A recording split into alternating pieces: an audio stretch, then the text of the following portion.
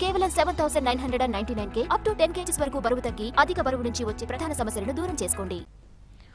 కృష్ణా జిల్లాలో రాజకీయ వైరం పోలీస్ వర్సెస్ పేర్ని నాని ఫ్యామిలీగా మారిపోయింది. మచిలీపట్నంలో జరుగుతున్న వ్యవహారంపై మంత్రి కొల్లు రవీంద్ర తీరును ఎండగడుతూ పేర్ని నాని నిప్పులు చెరుగుతున్నారు. ఇప్పుడు ఆయన కుమారుడు పేర్ని కిట్టు కూడా పోలీసుల తీరుపై విరుచుకుపడుతున్నారు.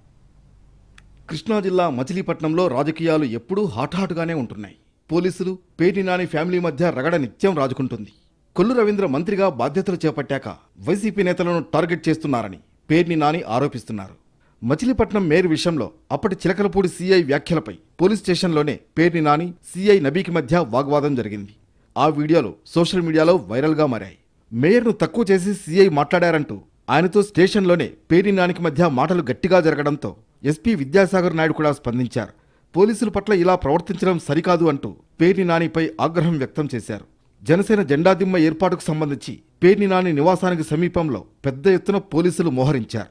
చివరికి పేర్ని నాని ఇంట్లోకి కూడా ఎవరిని రానివ్వకుండా అడ్డుకోవడంతో ఆయన తీవ్ర నిరసన వ్యక్తం చేశారు.